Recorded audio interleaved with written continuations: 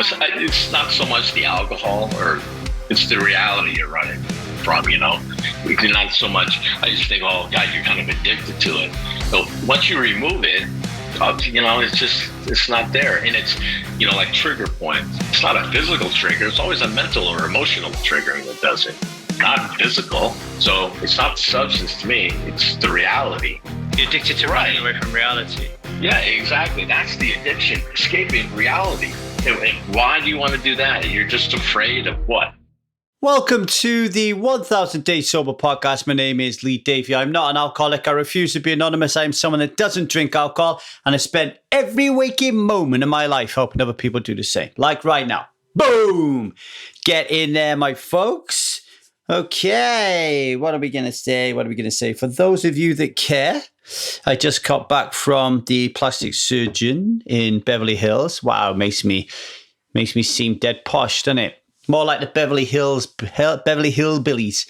But just come back from Beverly Hills. Went to see a plastic surgeon there for Zia, and everything's looking really good. So no need to do anything. I'm obviously referring to the dog attack. Everything is really good. We're going to get her to see a therapist as well, do a little bit of work around trauma and that kind of thing, just to make sure that the insides are healing as well as the outsides. But very, very scary, traumatic experience, but much to learn from it all as well. So life is good here in Los Angeles. The sun has come out again. It's getting really nice and warm and beautiful. And actually went out for something to eat today. So I left the house. Obviously, because we went to the plastic surgery, we nipped into a place called Crossroads, which is a vegan place. It's nice, but do you know what? Like, for those of you that think that veganism is healthy, which I used to, it's not. It can be. But just because you say you're vegan and you're going to eat vegan food doesn't mean it's healthy. The food we just ate today, I don't feel like it's sitting in my stomach particularly well. So there's some garbage vegan food out there, and there's some really nice vegan food out there. So just choose wisely if you decide that you want to become vegan. And I know there's a few people here at Strive who are feeling that way and wanting to go vegan. So, take your time and just make sure you do it healthily. Okay. Want to say a big shout out to Nick. Want to say a big shout out to Claire. Want to say a big shout out to Sophie. Want to say a big shout out to Lulu.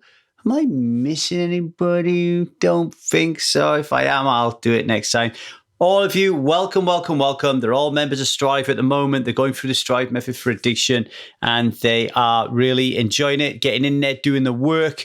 Our coaching team, Laurie and Stella, are really helping them there. Nikki's also got a group of more experienced members at the moment, so it's all going really, really, really well. And if you are interested in learning more about the work that we do around addictions, we are going to run a 12-day workshop on private Facebook page. You're going to learn the step-by-step process that I use to help you to become someone who doesn't drink alcohol without cravings. Going to be doing 5 really good training videos. I'm going to be in that forum as much as I can be to interact with people and to answer your questions and to help you and to really provide you with some stunning content for free. And if you want to get involved in that, get over to www.1000dayssober.com and you will find how to sign up there. Okay, you go to, I think the page is free stuff, and you'll be able to sign up, and we will get you into the private Facebook page and start doing that work. Wonderful opportunity to get on that. If you're interested in being a 1000 Day Sober coach, and helping people to become people that don't drink alcohol and making a few bucks in the process, then we have a course starting very soon. Email us at 1kdaysober@gmail.com to learn more about that. All right. Now, without further ado, my guest today, he's a beautiful man. Has a very special place in my heart. He's a striver. His name is Michael Bojarski. And about now, he'll be celebrating his 1-year soberversary. This is a guy who died once, and paramedics brought him back to life. Alcohol has been a a big part of his story for a long, long time, but not anymore. And he is currently working the Strive method for addiction. He's just about to enter the initiative phase. He's killing it. And he's about to, hopefully, do a TED Talk. All right. That's what I talk about: meaning and purpose, stepping into your power when you get rid of drinking alcohol. All right. So our relationships with other people are incredibly important in our lives. We sometimes take those around us for granted, but communication and active listening is key to making social interactions pleasant. Life is precious. We may have an abundance of time, but our addictions can take everything from us if we're not mindful. And this is why Michael Bojarski advocates for both social courteousness, can't even say it, and sobriety from alcohol. He believes these things ultimately transform him into the better person he is today. And in this episode, Michael discusses his insights about being sober and the difficult path it takes to get there. He talks about his early years and how masculinity is often linked with drinking alcohol. He then mentions how sobriety has brought about a new self that is much more of a man and much appreciative of life and the people around him. Finally, Michael shares that admitting your weakness is the first step to overcoming addiction. All right? 3 reasons you should listen to this episode. You're going to learn more about the importance of manners and polite communication in today's age. Discover how alcoholism spirals out of control and why it reinforces a negative feedback loop and vicious circle. And find out why sobriety entails self-reflection, admitting weakness, and valuing the time we have and life itself. So without further ado, I'm going to shut the hell up, leave you in the capable hands of our dearest striver, Michael Bojarski. Thanks for listening. Michael Bojarski, how's life, brother? Woohoo! Actually, very good. Yeah? Really, really good. Yeah. Yeah. How long have you been? Go on. Did you see the Marco Polo I posted today? No, I'm a little bit behind. I've woke up this morning, just been back to back. I had my big win today. Yeah, tell us about it. Big win. I submitted my TED Talk to the committee. Yay! And remind people who are listening here, Michael, what is your TED Talk going to be about? My TED Talk is going to be on when and why did we lose all of our social graces? When and why did we lose all of our social graces? I like that. How do you think that fits into your addiction journey, do you think? Honestly, it's because I think when you're addicted, it's in your mind, it's all about you, right? You have this thing. It's all, the world is against you, and you're just pissed off at everybody, and decorum is out the window. You don't care. You're escaping reality in the addictive world. So as I came out of it, I just started noticing more and more. I mean, I noticed it when I was like intoxicated, and I reacted in a hostile manner to it, whether it was just to myself, not usually to other people, but I noticed it, and it really kind of just ticked me off. So as I got rid of the alcohol and I started being out in the world, I just really, really noticed on a clear conscious level that people are rude as hell. And it just bugged me. It's like, people just don't, holding doors open for people. I just started doing it just to make a point of it. And how many people you can open the door for them and they don't even say thank you. It's like, really? Or people sitting down, in a crowded place, and there's, somebody who obviously needs to sit, but nobody will get up and let them sit. Oh, just little things like that.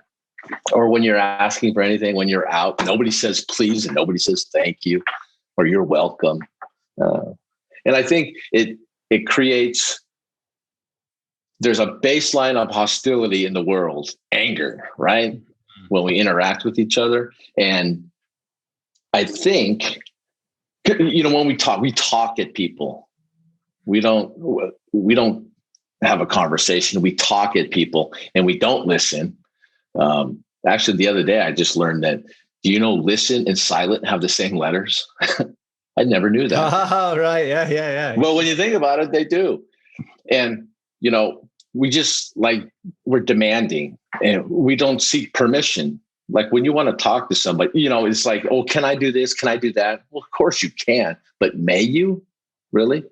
may I have a conversation with you? May I talk to you about something? It's like, oh, it's like Joan Rivers. Can we talk here? Type of thing. So it's just like, just slow down. Everybody just slow down for a minute. And if we just use those common courtesies and basic manners, it would slow people down and get everybody to like breathe first. And it would remove,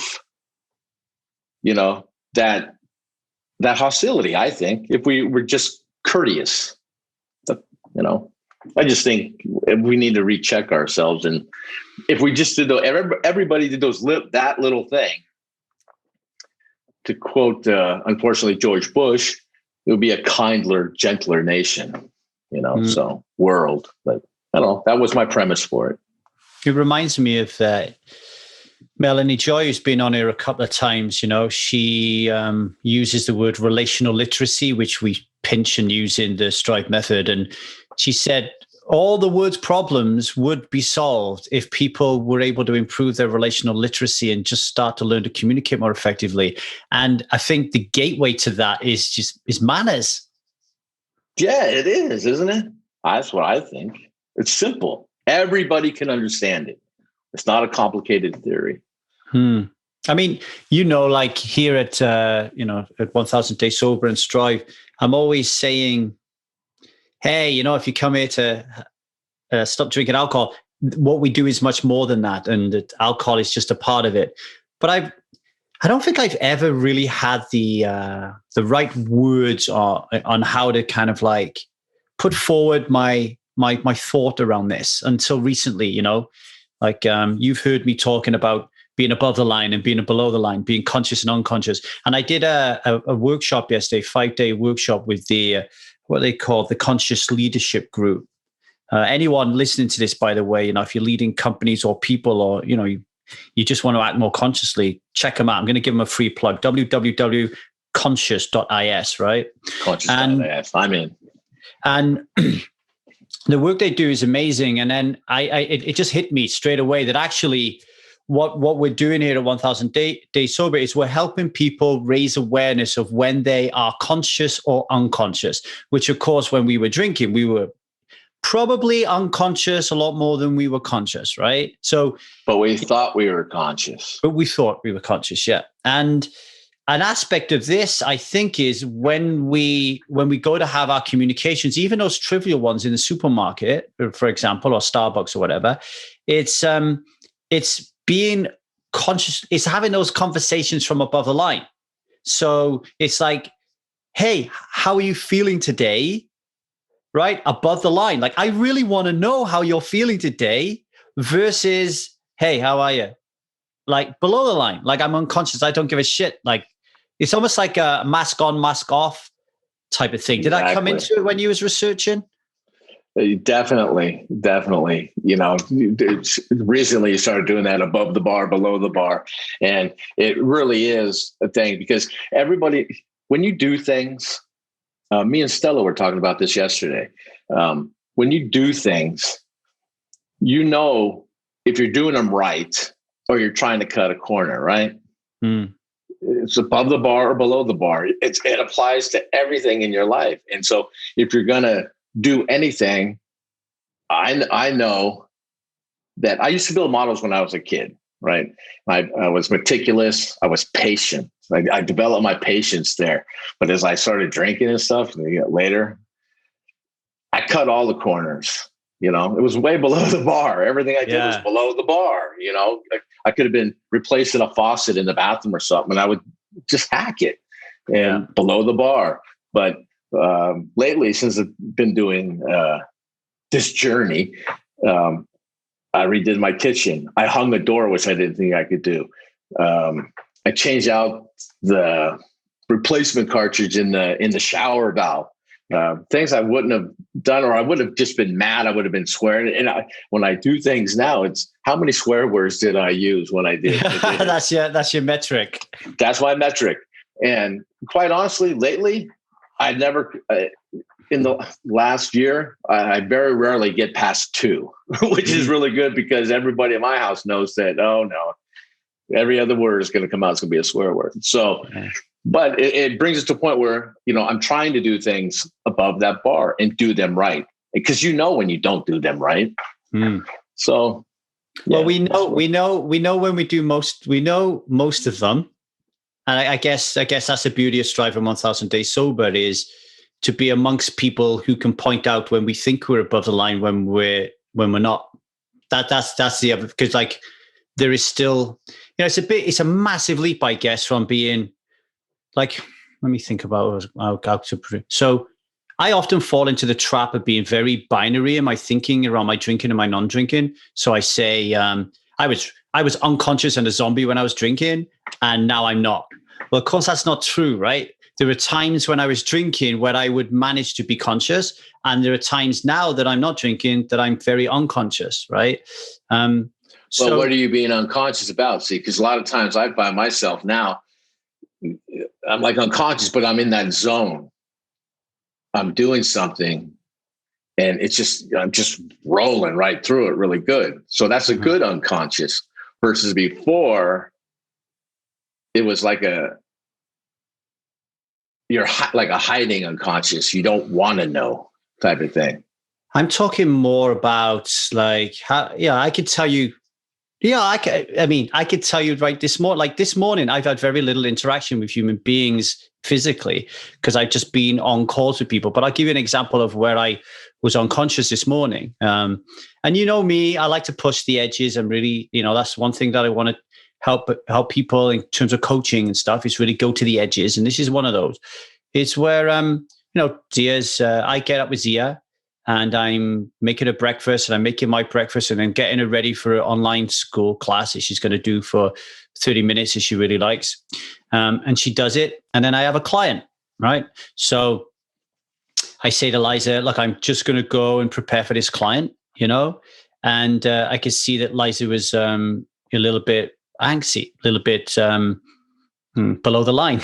All right. So I'm like, hey, what's up? And she's like, well, same old thing, and she started like doing breath work in front of me, right? And then I started to get a bit triggered a little bit, and then she stopped, and then she said, "Well, it's the same old thing, she's just had 30 minutes education, right? She's had 30 minutes education, and it's not good enough." And then I'm walking away to the stairs because I got to go do my thing while she's saying it, and I turned around and said, "Yeah, and this is reality." Okay. Right there in that moment, I'm below the line. Like I am not, yes, it may be reality, but I am not that. She doesn't want to hear that. She doesn't even want me to respond. She just wants to just tell me how she feels. But because I'm above the line more than I'm below the line, I'm able to go, oh, fuck, that was just below the line. And then when the time was right, I had a break in a meeting. I went downstairs and I said, I just want you to know, I heard what you said about your concerns about Zia and her education. I don't have any answers, but I heard what you said. And she looked at me, and she knew that was an apology. And she said, okay, thank you. Yeah, it's good when you're clear enough to know that you can feel it. You know what? I didn't do that right. And the best thing you can do is go back and readdress it in the right way, the above the line way, and all the angst is gone. It's all gone. And move forward. With that, you were talking about like please and thank yous. I was building my relationship course yesterday, and I was reading Why the Buddha Married by Charlotte Castle, and there was a little chapter on how to apologize. And I thought, what a beautiful thing to teach people, like how to apologize. Like, how many times have I been below the line apologizing? Look, I'm fucking sorry. All right. I said I'm sorry. You don't mean it. You don't mean it.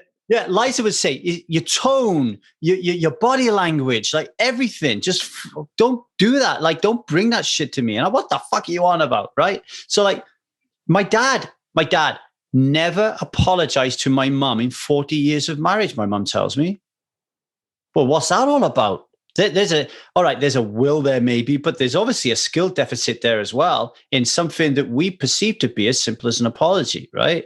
Like Like that again, it's an edge, right? It's like, what are we doing when we're interacting with people? Yeah, now that you mention it, I don't think I've ever heard my parents ever say they ever apologized for anything. Anything. Now that I think about it, I can't even think of one time. That's kind of strange. Well, you said one thing really good about apologies last week, I think it was. Sorry comes from a place of love. I never thought of it that way, ever. And it makes so much sense. So much sense. Yeah. If you think of an apology from a place, when you say it, that it's coming from a place of love, it changes your delivery and your thought about it. And it really does. even, and this is going next level, I guess, but take, like my dad apologized to me once that I remember in his life. He punched me in the face when I was 18. I was Probably drunk. Deserved it. I did. I was drunk. We got into a fight about something. I was drunk, and it was about me drinking and taking drugs, I think. And I turned around and I said, "Why don't you just fuck off? You're not even my father." And he just went, "Fucking bap." And I run away to my next door neighbor's house. And then I came back, and he apologized to me and started crying, and because he'd never hit any of his kids. And it must have fucking broke him somewhere, like to cross that line, that boundary. Right. So I hope so. So outside of that, there's no apology. But then what I'm learning at the moment is when I think, oh, that guy doesn't apologize, there's something wrong with him, then the trick is, how can we make it right that he doesn't apologize? Which is a little bit next level shit, but you need to go into his body and say, why is it right for him not to apologize? And then you're only assuming, and but it could be, well, he really doesn't know how to, and he's afraid to go there, right? Right. He's lost Fear. he thinks he'll lose his masculinity. He's ashamed, like whatever. But it gets you to see from the other person's point of view, which is below the line, which is above the line, and the below the line is blaming him and criticizing him and judging him for not apologizing. I think it's fucking beautiful, right? Like I see how excited I am. Yeah, no, it's good. Really good. So that's now, like with 1000 Days Sober, that's what it's all about. It's like, I'm going to help you, and Michael and everybody else is going to help you become a conscious human being more than you're not, and to recognize when you're not being, and then make a conscious choice whether you want to continue doing that or not. You might be like, no, I want to be fucking angry with you, Mike, right now. I want to be below the line. I want to offload. I want to give you some fucking shit. You might want to be like that. But you're in control of that, and you're not doing it unconsciously. Yes, totally. Like there were people you're making the choice. There were people on the group yesterday. You had to pick a relationship, pick a relationship, and it was really challenging for you. And then the facilitator was like, okay, are you willing to let this anger go? And he was like, no. Are you willing to see things from the other person's perspective? No. And the facilitator weren't saying, oh, well, you're fucked then. The facilitator was saying, okay, we're below the line and we're okay with that. And people were like, yeah, I'm cool with that. Yeah, I'm cool with that. Open line of communication. So tell the people listening, like where did you grow up as a child, and how did alcohol, first start to filter in your memories, early memories? Yeah, from the time I can remember, excuse me, it was just sort of, my dad was a really big drinker. My mom, not at all. But my dad, I could say highly functioning. As far as I knew, everything was going smooth, but he always had his cocktails. I mean, all the time. We had family parties. I'm Polish. My dad's family had like 4 brothers, and we used to have polka parties actually at our house, moving the furniture, polka dancing and drinking and whoop it all up. So it was always there. When I was right before I turned 13, my parents got divorced. And then that's when I noticed my dad really, probably a couple of years right after that, he was really, really drinking heavily. And it ended up causing him to lose a job. And then he just spiraled out of control. But in the meantime, I where I worked with him, and I worked in a warehouse of a heating and air conditioning distributor. And that was part of the thing. We had beers in the fridge. And as soon as we were done, everything was done, whatever time of the day it was, usually after 4:00 though. Beers were underneath the counter. We were helping people. Our customers would come in and go back to the fridge, drink. We were drinking with them. And then we go out afterwards. And it was that way for my professional career. So I started doing that when I was 14. And by the time I got married when I was 21, I was already starting outside sales. And back at that time, it was 3 martini lunchtime. And that's how it was. And that's what we did. And one thing led to another. And I thought it was just a way of life. I didn't think I had a problem with it. And I didn't. Seriously, I don't think I had a problem with it at all until in my 40s, I started getting sick, and it was kind of unexplainable. And it took a while.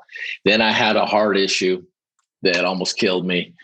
And it actually did kill me, but they brought me back, and I was diagnosed with these 2 syndromes. I had a defective heart valve, and it was bad enough where I either was medicated or sick. I went on disability, and I self-medicated it was a good 10 years self-medicated. Then I went to a rehab, and then I tried quitting, and I was sneaking drinking, and it became an issue. I was driving everybody away. I was miserable.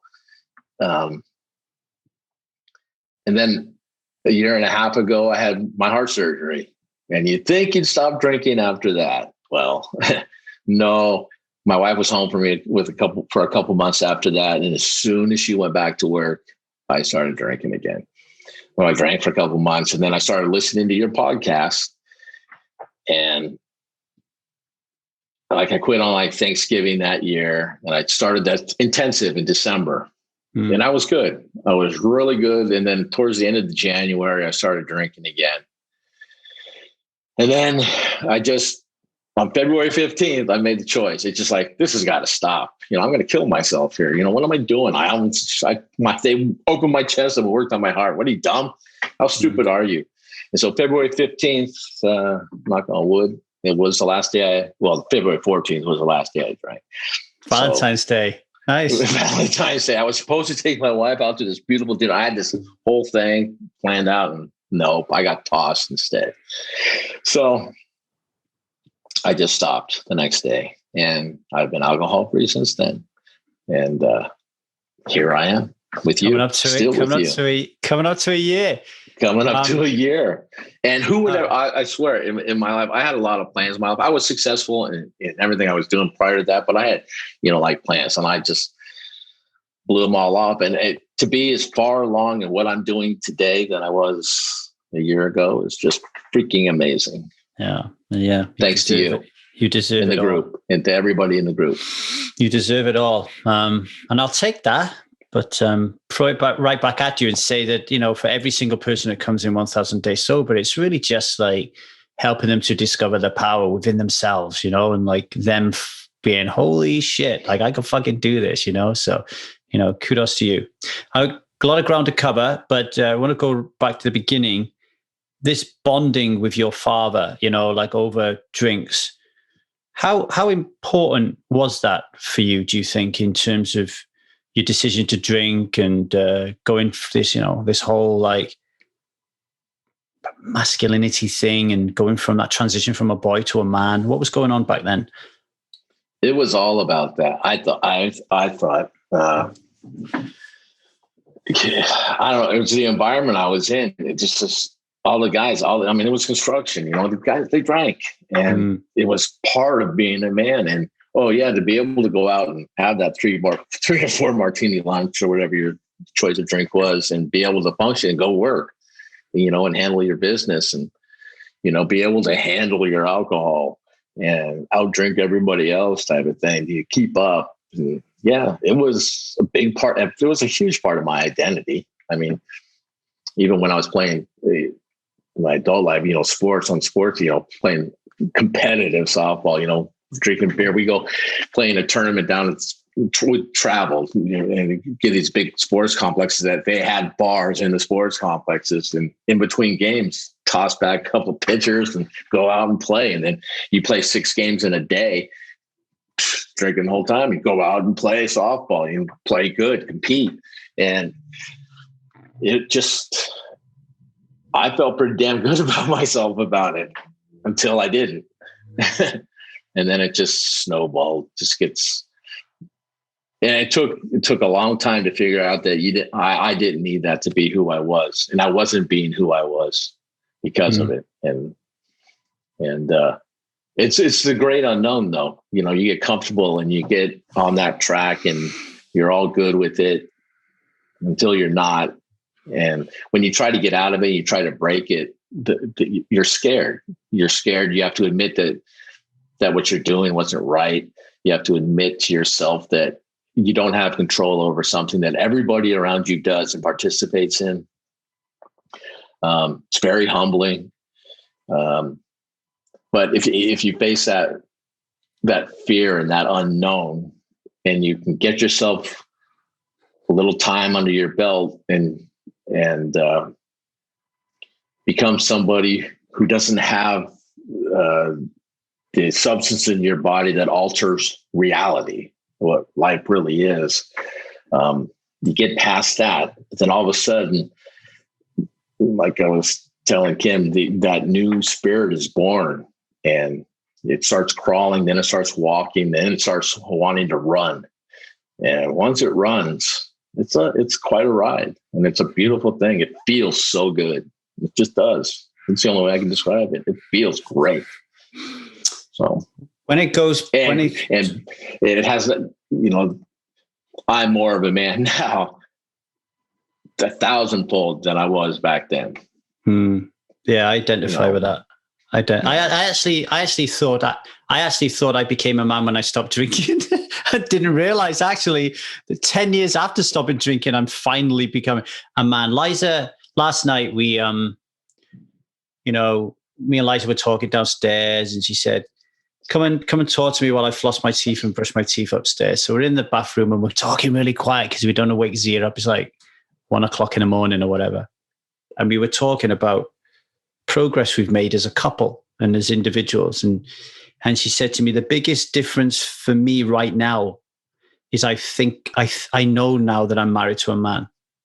And for a long time, I was married to a boy, and I can't begin to describe how that feels to be married to a boy. And this is me sober, right? Yeah. So there's a lot of work to do once you get running, like you said. Like there's a lot of work to do, and that's what I hope, where we come into our own, where we can help people and provide that platform. I got a question for you. Going back to like the whole thing with your dad and being introduced to drinking and the construction, thinking back on it now, do you think you ever had a choice when it came to drinking? Oh, wow. No. No. It's hard, right? To think, what would my life have been like if I didn't drink? Yeah, the only person I knew that didn't drink it back then was my mother. Everybody around me in my world drank. Everybody. Relatives, friends. Was it these days, it's like you got to be PC with language, but I'm not going to be. When I was a youngster, if I didn't drink, then I'd be called gay and a pussy, and what's the matter with you? It would all be about my sexuality, which back then as a teenager or, even. Yeah, that was a big deal back then. Yeah. Did you have that same kind of thing? Yeah. Oh yeah. Yeah. Man up. What are you, gay? Sorry. But I'm older than you. So that's what it was. Yeah. So, that's a really important point, because we start out drinking for all the wrong reasons, but we think at the moment we're so sure that we can't wait to fucking drink. Like we're really excited. My dad, who just ignores me most of the time, is really angry and pissed off, suddenly wants to do something with me, and that was my reality anyway. And then I'm working, not school. and now I got bigger, older people, and now I feel like a man. And it's, it is like this pseudo ritual, isn't it? That rite of passage. We don't have any more rituals that exist in how to, we don't have anything for a man. No, I don't think so. Even like, all right, I'm going to get this completely wrong. Get a load of women start fucking shouting at me. But like when women start having their period, when girls start having their period. Oh, no. I know I'm going there. Obviously, they're not women, but there's a physical process that is happening, which for men, like there's nothing that happens. And none of the old mythology or the old tribalism of like taking your boy into the woods and doing something that makes him feel like he's in a safe space, but he's going to become a man. It doesn't exist other than snort this, drink this, and fuck this. Like that's it as a young boy, right? Unfortunately, yes. Unfortunately. How did you get to before? I think you said, tell me if I'm wrong, but I think you said you didn't think your drinking was a problem until like around 40-ish, right? Mm-hmm. How did you manage to get to that point, not thinking it was a problem? Because you're still married at this point, and you've got people around you. Was you getting feedback that your drinking was a problem? Yeah, it started creeping in. Enough. Do you think you've had enough? But when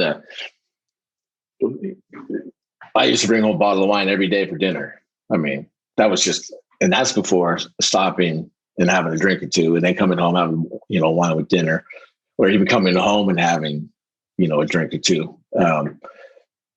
It was okay because I was doing everything, but those couple of drinks turned into like 6 drinks. How many ever they turned into, and then it's all of a sudden, where'd that bottle go? It's like, whoa, it just became, and then you start just pretty much passing out, right? You're just drinking too much, and just boom out. But you still trucking on. Oh, I can handle this. I could do this, and it starts in the back of your head. It starts talking to you. It tells you, your body tells you, hey, dude, really? That's enough. It's enough. It's going overboard. You're a runaway train now. Are you going to listen? But you don't listen. Oh, I got a handle on this. It's no problem. But you, at the same time, you don't. You just don't want to admit it. You can't admit it. It's the unmanly thing to do, And God, if I admit it, I have a problem. I'll never be able to drink again. Who the hell wants that? Who wants that stigma? Who wants everybody looking at you? Or especially when it gets to the point where you're always the drunk one at the family party. That's never good, right? Yeah, everybody's like, oh, shit, here's that guy. And we always thought, there's always somebody in the family. It's like, oh, yeah, he's going to be the funny one, right? Do you remember that? Yeah. Do you remember, like, being that guy? I asked that question because in my first marriage, my wife was that woman, but I don't think she ever realized she was, or certainly didn't look at it in a negative way. I see. For me, I never did it I drank my share in front of people in the family and everything. My problem was once I kind of was on disability, because I was either drugged or drinking. Or sick, but I drank it by myself. It was I did it on my own. With people, I was, I knew when to slow it down or stop or whatever. But by myself, there's no off switch. And that's when it became the issue. But then it became an issue where people that were close to me knew that I had an issue with it, and they didn't want me drinking when we were all together. So then that friction started. Talk about that a little bit. The drinking at home and the no off switch. What's going on there? Can you remember emotionally how you're feeling and why you're doing it, or was you just really unconscious? I was just miserable internally. I was miserable. I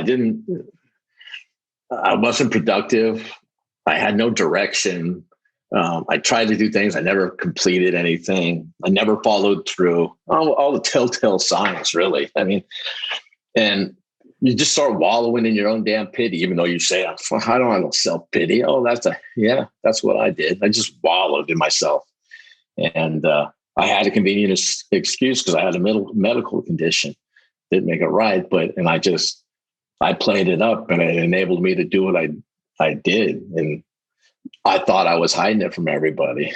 Didn't hide it. Everybody knew it, But they also kind of thought that, well, God, I had this problem, and not the drinking problem, the other medical problem. And God kind of felt sorry for me at the same time. So it was just a vicious circle. And, obviously if you keep drinking and drinking and drinking, you had to drink more to get to that certain cut up or that level where your brain or it had to get to there. But once you got to that level, I'm feeling pretty good. This is good. I'll just have one more drink. That one more drink leads to a couple more drinks, and that's it. Lights out. Mm-hmm. So it's a runaway train. It's interesting because I don't think about drinking anymore. But if I have a smoothie, I have to drink it really quickly. If I get a coffee from Starbucks, I have to drink it really quickly. If I have food on my plate, I can't leave any of it. And I suddenly realized that actually this followed the pattern of my drinking. If I had a bottle of whiskey, there's no part of me that would say, oh, just have a little bit. It just didn't make sense. Whereas Liza, she'll have a bar of chocolate in the fridge and like one of these healthy things, and it will last her 6 months. She'll go in there and have a little square. I'd be fucking nailing it in like 2 seconds flat. Exactly. So exactly. I think there must be something.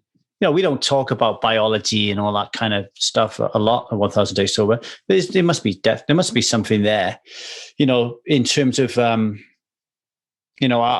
habitual way of kind of behaving around these things. Like for sure, I really think that. I think it's really ego driven. It's all about your ego. You can't admit that you're weak. You just can't, as a man, or at least when I grew up, with the way I was raised, it's like a man thing. So don't make it right. And it's definitely not right. So you mean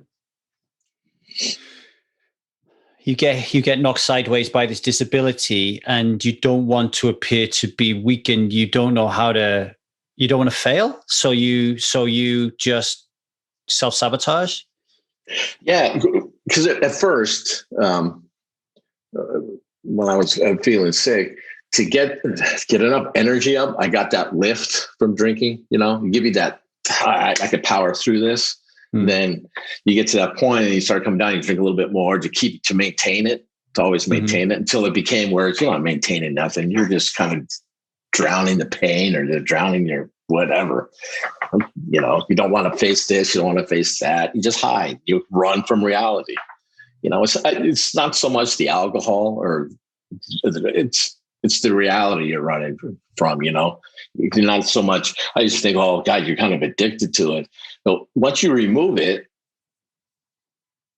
it's not there. And it's, like trigger points. It's not a physical trigger. It's always a mental or emotional trigger that does it, not physical. So it's not the substance to me. It's the reality that you're addicted you're addicted to non-reality. You're addicted to running away from reality. Yeah, exactly. That's the addiction, escaping reality. And why do you want to do that? You're just afraid of what? Somebody's not going to react to what you're going to do in the right way, or you're going to do something that's going to upset somebody. We don't know. We're just afraid, right? And that's why coaching helps and that kind of things where, 10 years after I stopped drinking, I'm still having like light bulb moments that link back to the why I made decisions. I mean, this is a good learning point for people listening, actually. So at one point, you were really struggling, like physically, and you felt that drinking alcohol gave you kind of like a little bit of a buzz, a little bit of a lift. So that was your value. And now you haven't had a drink for a year. So what happened to that value? How did you deal with that? I like this, me better. I don't need it.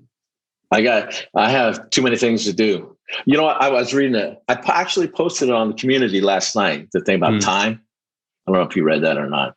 No, yeah. Time is the greatest gift of all. And we are billionaires in time.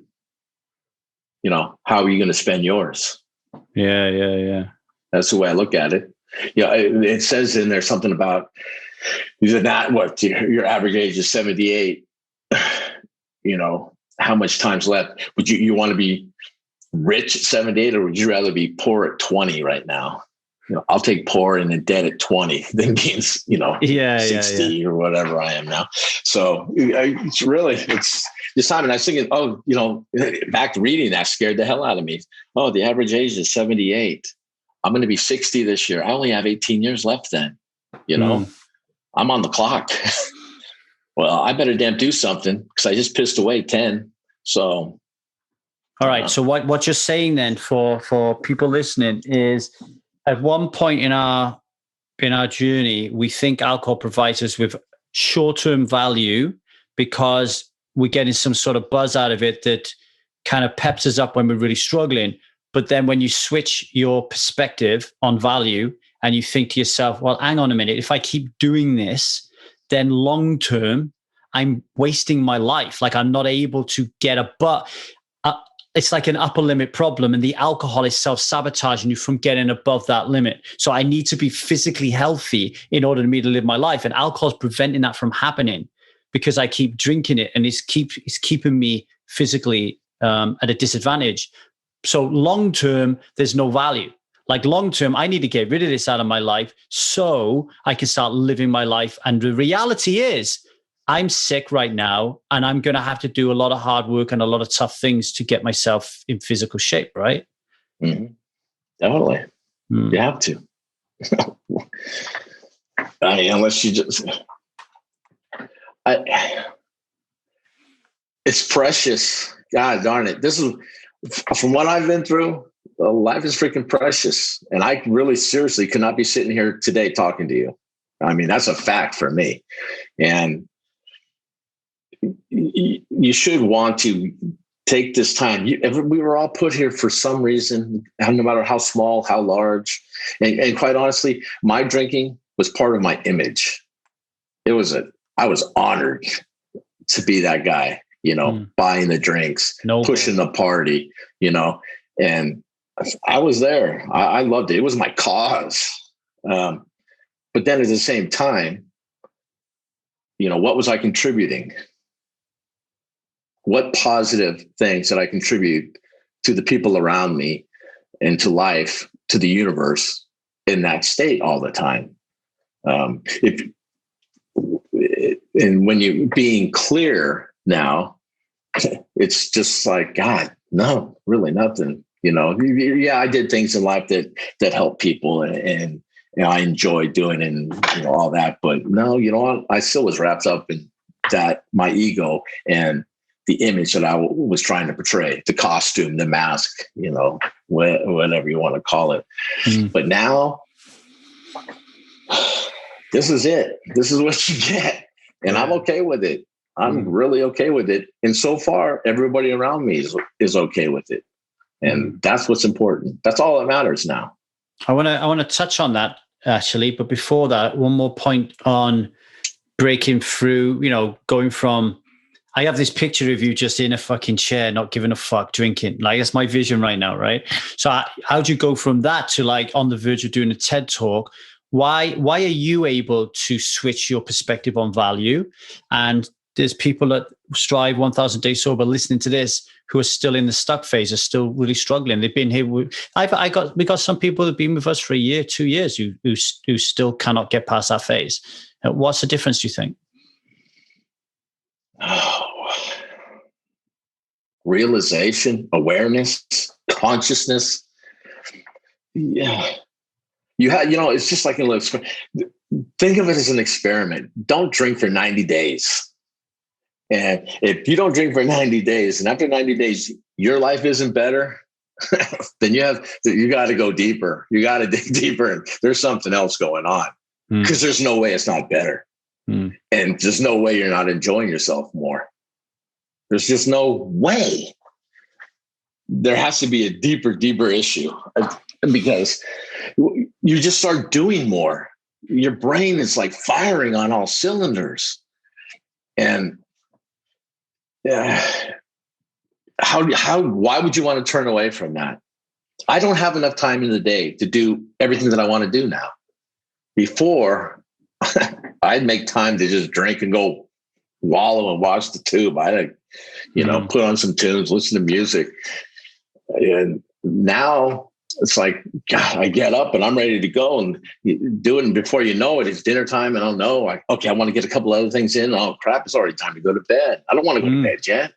Yeah, I'm like that. I never want to go to bed. I don't want to go to bed yet. But at the same time, I have to force myself to go to bed because otherwise I'll be too tired to do anything the next day. The day after that, it'll catch up to you. I've just seen it. I hate to say I've seen the light, but I've seen the light. I just feel so great. It's just great. And it wouldn't have happened, I don't think, without turning inward first. I'm kind of a introvert, or I'm always learning philosophy, all that stuff. I'm into it. So I'm always, searching for that thing. But you have to know yourself before you can present yourself to the world. I wish I would have known that a long time ago. You have to really know yourself. And it's like, you talk a lot about the inner child, and I think a lot of addiction is because we turn away from our inner child, because our inner child, and we all can remember back when we were kids and we were doing what we wanted to do. And we had grand visions of our life, right? We all dreamed. We wanted to be this, we wanted to be that, we wanted to do these things. Our inner child wanted those things. That's the divine spark. That's why we were put here. Those dreams that we had when we were kids, that's why we're here. But then we get sidetracked with the world and society and what they want. And all of a sudden we start listening to everybody else piling on us, and we bury that inner child. And a lot of people say, well, you have to go back to your inner child. That's where your problems are. No, that's not where your problems are. He knew what he wanted to do. Yeah. Your problem is with you now as an adult, not as an inner child, your child. And quite honestly, I posted the other day about me and my inner child come to an agreement. He told me basically, we're good. You checked out, but you're better. You're much improved. Let's just go do what we got to do, what we're here for. So me and him got an agreement, me and my inner child. I like that. That we're going to make those dreams come true. And I think if you just twist it around a little bit, okay, forget about all the outside noise and everybody putting expectations on you, and go back to your inner child and who that inner child wanted to be. Talk to them a little bit, come to an agreement. And I think that's what's done it for me. But it took a lot of work to get to that too. All those lessons, all the talks, everything, but it was worth it. I wouldn't change it for the world. I mean, there is a correlation there, isn't it? If you think about the people who really, we just focus on our own community, there's definitely a correlation between the people who are really struggling and their ability to show up and their ability to do the work. And what I mean by that is assignments, being vulnerable, coming to meetings, talking and discussion about their life. It's clear that the ones who show up and do those things end up coming out the other end as someone who doesn't drink alcohol and changed person. And those who don't do those things really struggle. And I think the other correlation is somehow you found a way, as pinch a quote from Susan Jeffers, you found a way to feel your fear and do it anyway. Some of the Zia always said, right. I'm afraid, Dad, I'm afraid. Yeah, but can you jump? She's on a wall like, I'm afraid, but can you jump? Can you be afraid and jump? Yeah. And then she jumps and it's like, I didn't die. Right. So you want to do it again? Well, now she will, because she's tried it and she knows that her perception of what's going to happen doesn't isn't the same as reality. Her perception is I'm going to break my leg. Reality is I can jump off this wall. And you manage to, I imagine, through small incremental changes or challenges, to realize that, oh, actually, if I don't drink, my perception of what is going to happen is not like reality. Whereas some people are afraid of that, or they get afraid of the beauty and the joy that comes with being sober for many, many different reasons. I'll admit, I'm scared. I'm scared a lot. I think about this all the time. It's like just starting with this TED Talk, okay, first I had the thought, and that I had the one idea. I have a page sitting here of all these other different ideas. But when it got right down to it, I enrolled in a course on how to do a TED Talk, how to put it together, present it. I did that. So I did that. I'm in a voice course now too, to improve on that. Because not only do I want to get one, I want to do multiple ones. I really think this is going to be a cool thing. But there are times when I'm just sitting there thinking, and it comes back up and rears its head. What am I doing? What am I doing? What if they accept this? What if I have to go on the stage? Yeah. Oh, can I pull this off? Okay. Now, knowing how I thought before, it's like, oh yeah, I have the great ideas and I can talk the game. I'd either have a couple drinks to push me through it, or I chicken out. Right? It's like, oh, okay, I'm too scared. I self-sabotage. I was a master procrastinator. And really, all it was self-sabotage. I was afraid of the success of it. And it still gets a little nerve-wracking in the things I'm doing.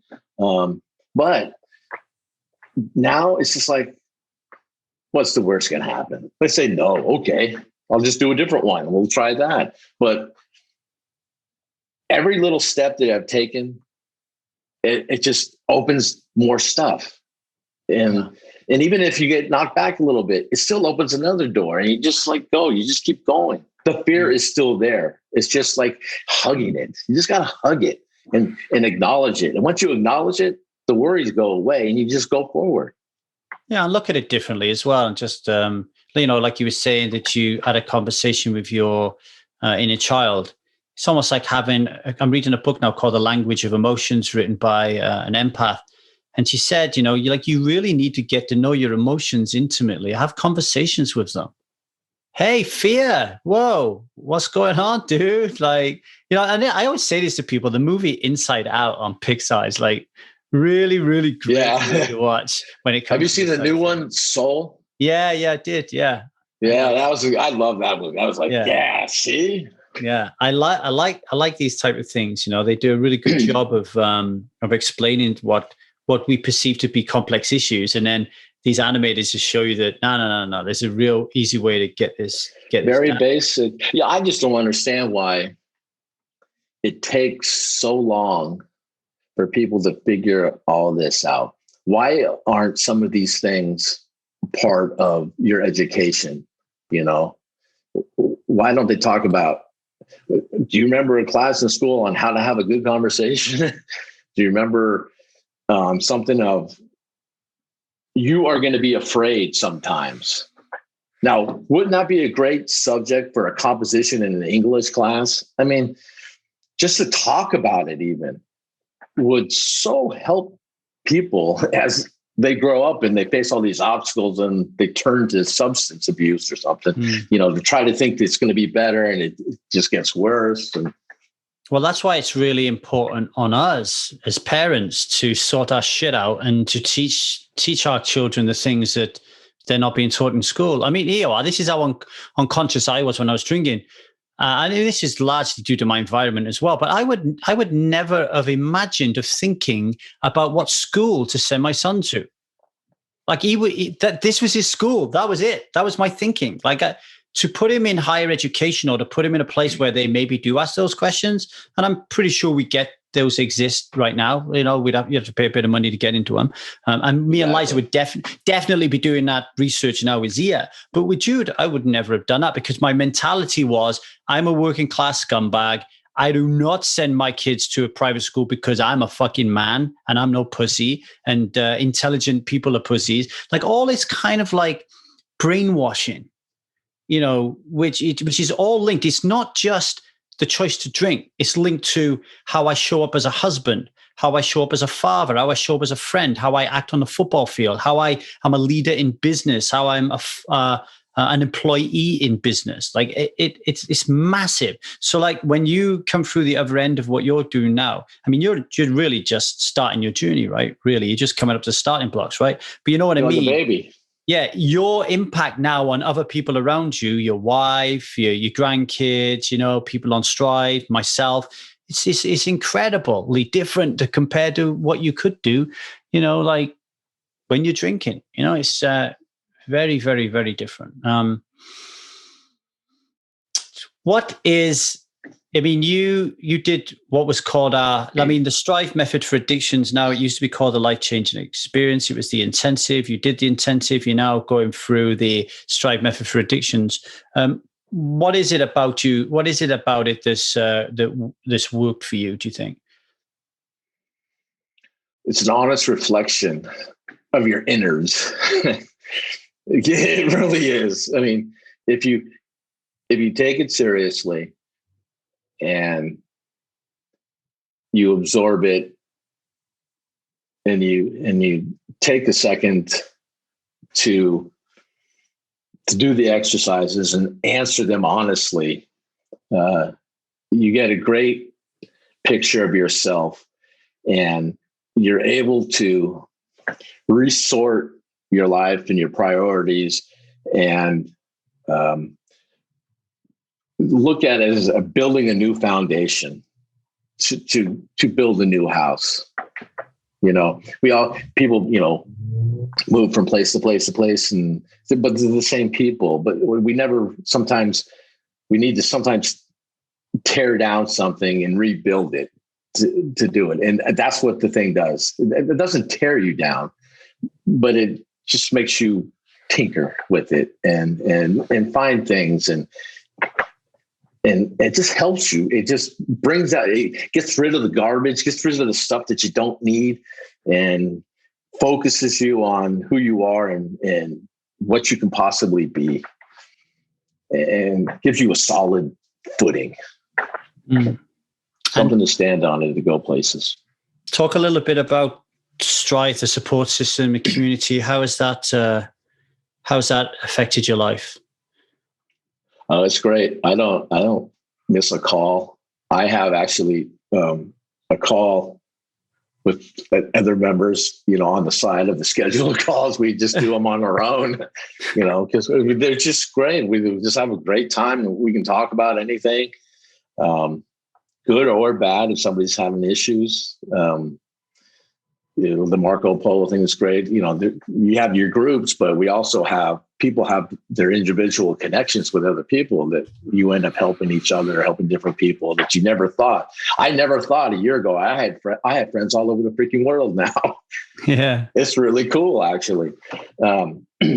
So, but everybody's here. There's nobody belittling you. There's nobody harping on you. There's nobody knocking you down. And it's good. Everybody's trying to be better. Some people it's easier than others, but it's all the same. We all know what everybody's going through or been through. It's help. And people who listen. That's important. I mean, I know that people think, oh, I need physical connection, and almost look at online connections as something that's not real life. But when I think about your relationship with Stella, for example, who's one of our coaches, it seems pretty special. And you've never even physically met each other. No.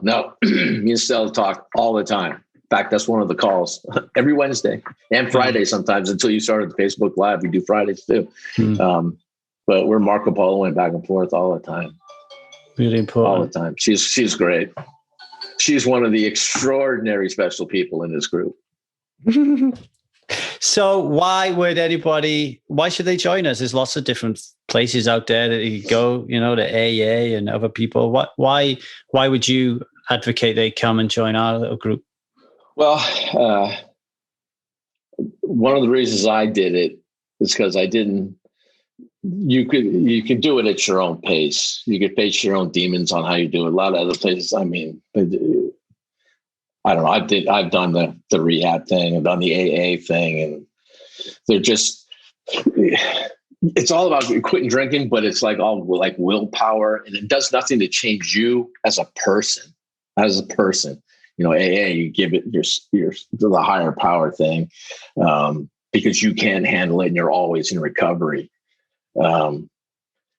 Rehab's just, that's just not right. But it's a self-reflection, and it's to work on you to become not just somebody who doesn't drink, but to be a better person.